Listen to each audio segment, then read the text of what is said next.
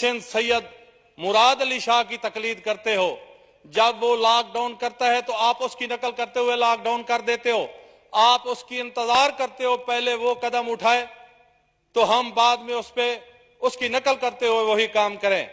तो जिस तरह उन्होंने अपने सूबे के लिए तनख्वाहें बढ़ाई हैं तो वफाकी हुकूमत भी उसकी नकल करते हुए आज ऐलान कर दे कुछ ना कुछ तनख्वाह बढ़ाने का। इसके बाद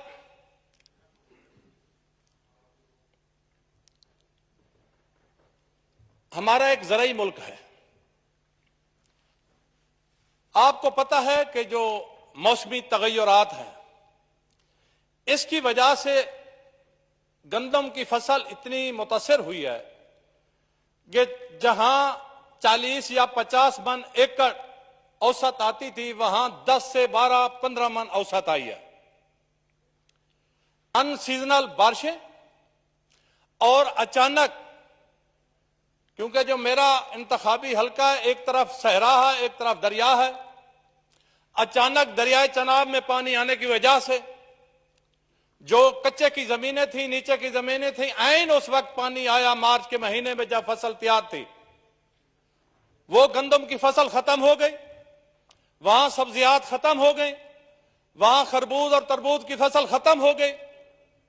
क्या हुकूमत ने अभी तक कुछ नहीं सोचा कि हमारा एक ज़राई मुल्क है, हमारा गरीब किसान है जो हमेशा उधार पे चलता है, उधार पे खाद भी लेता है, उधार पर बीज भी लेता है, उधार पे डीजल भी लेता है, और ये उधार ये कर्ज फसल के मौका पर उसने उतारना भी होता है, अगला साल भी चलाना होता है। उनकी तो फसलात तबाह हो गई है।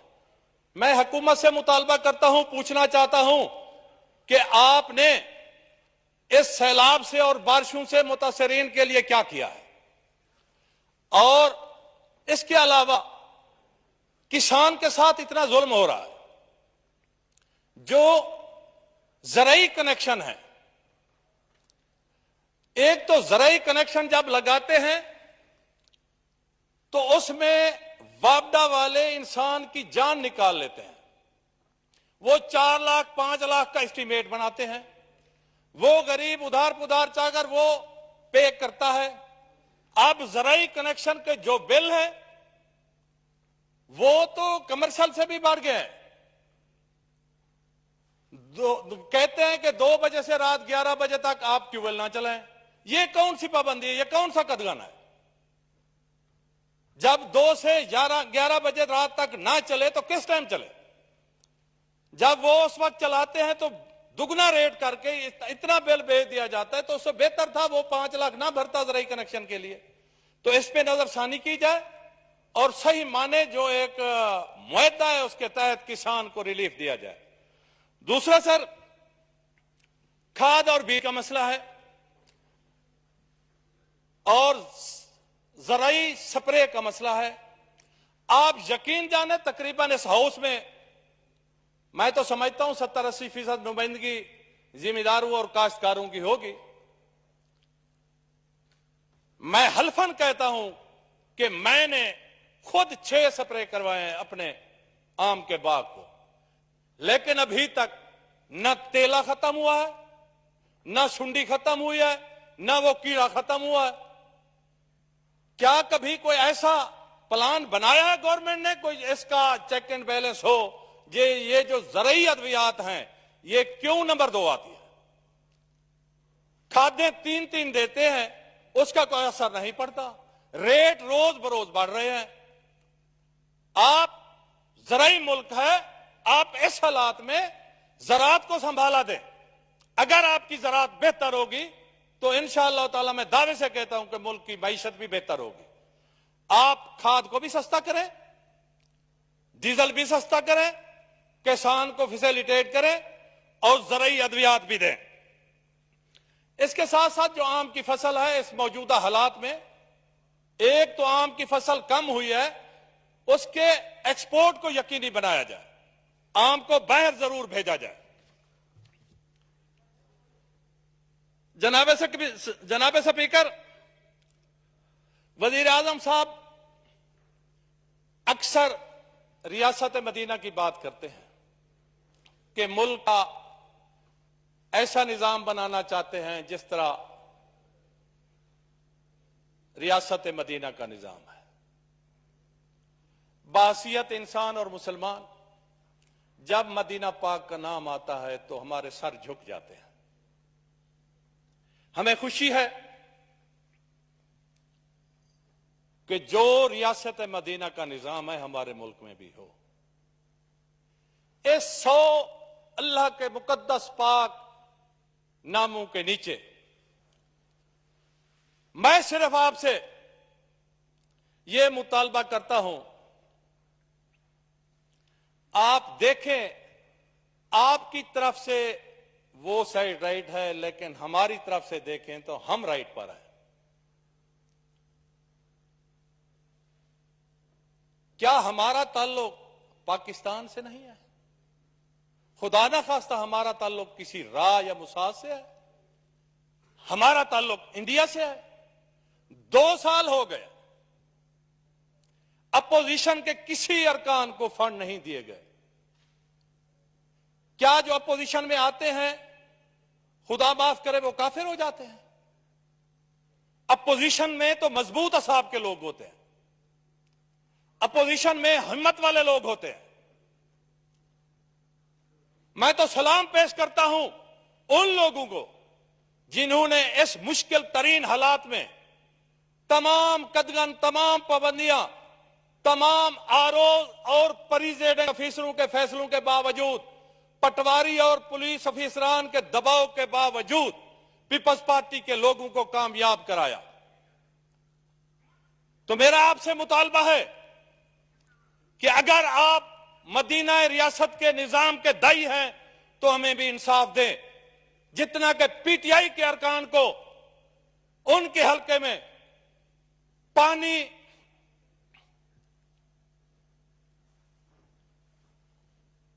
अस्सलाम वालेकुम जनाब। सर, मैं बात कर रहा था,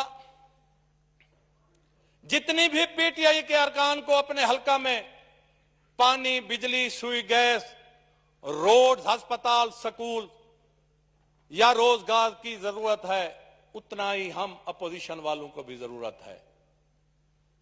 आप वजीर आजम हैं तो पूरे मुल्क के हैं, आपकी हुकूमत है तो पूरे मुल्क की है, आपकी एक मखसूस तबके या एक पार्टी की हुकूमत नहीं है।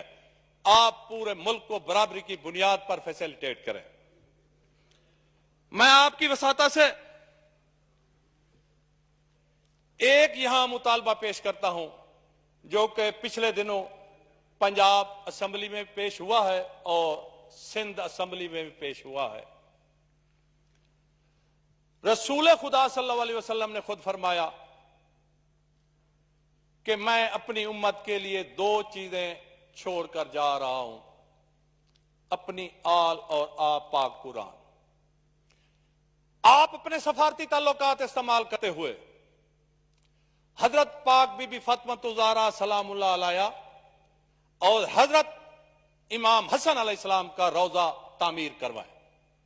बेशक आपने वोटिंग करवानी है तो इस हाउस से वोटिंग करवाएं, और मेरा ईमान है कि पूरा हाउस मुकम्मल तौर पर इस बात की हिमायत करेगा। वाइंड अप करें जी, थैंक यू। सर, मेरा कुछ आपसे भी जाती रिश्ता है, मुझे अपने टाइम में से कोई 2 मिनट दे। मैंने तो अभी अपने हल्के की बात भी नहीं की। आपके जो व्हिप साहब हैं वो यहाँ पे कहे कि ओवर टाइम ना देगी, तो इस लिहाज से प्लीज वाइंड। सर 2-3 मिनट, 2-3 जी जारी रखें। सर, एक गुजारिश है कि इलेक्शन से पहले वजीर आजम साहब का हर जलसे में वादा था कि कौम को हम सरायकी वसेब को सरायकी सूबा देंगे। मैं आज वही मुतालबा आपसे करता हूं, आपने जो वादा किया था वो वादा वफा करें, सरायकी वसेब को उसका सूबा दें, ना कि कोई एडिशनल इंतजामिया, ना कि कोई सब सेक्रेटरीट अवाम को मजीद दलदल में ना डालें।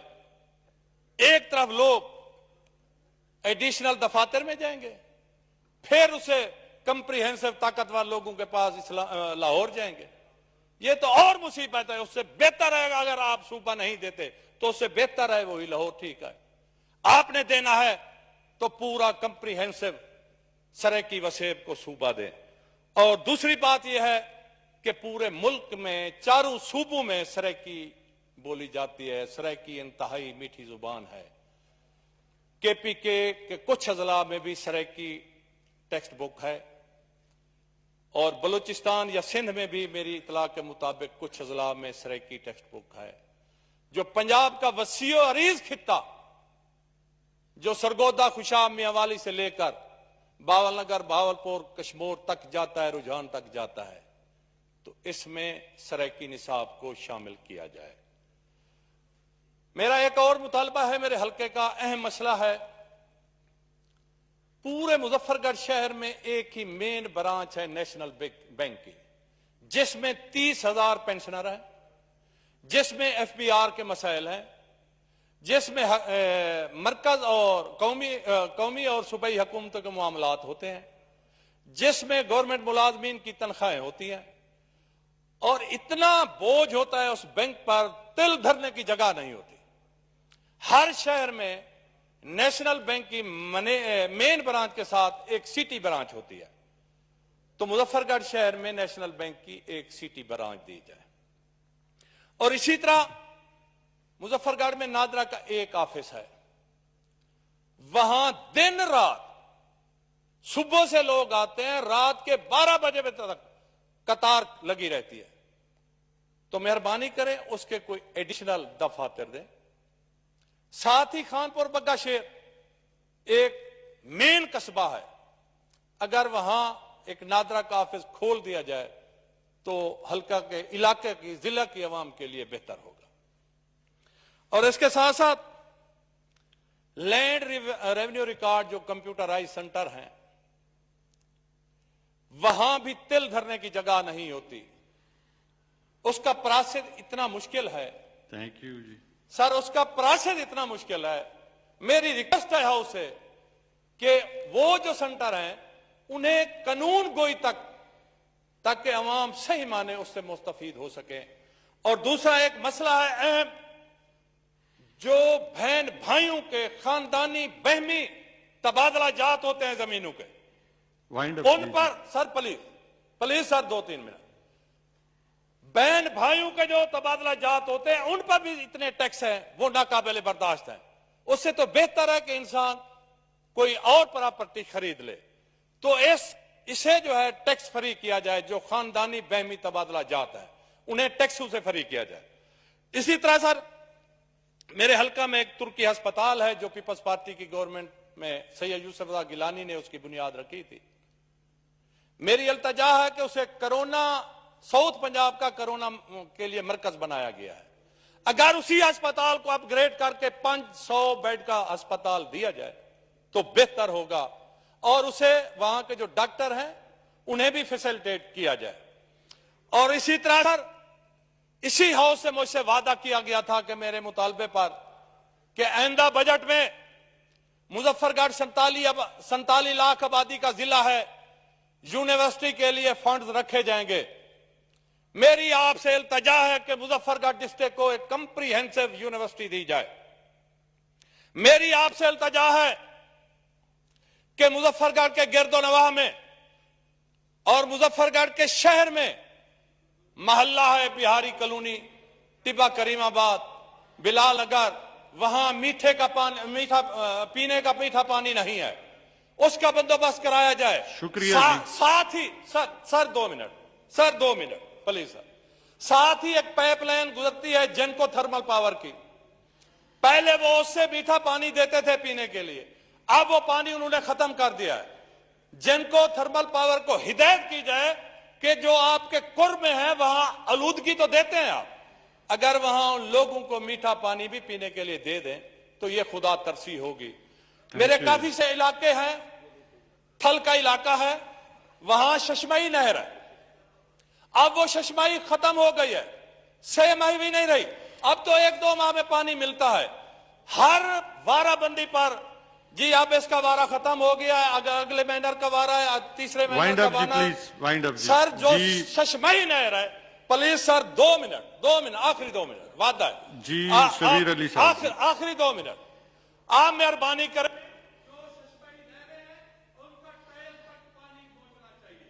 और मुजफ्फरगढ़ के गेंदोलवा में यूनियन कौंसिल मुरादाबाद है, हेड मोहम्मद वाला है, शाहरंगपुर है, यूनियन कौंसिल तलीरी है, धीरपुर है, गुलवाला है, बादल कायम है, इन्हें गैस दी जाए।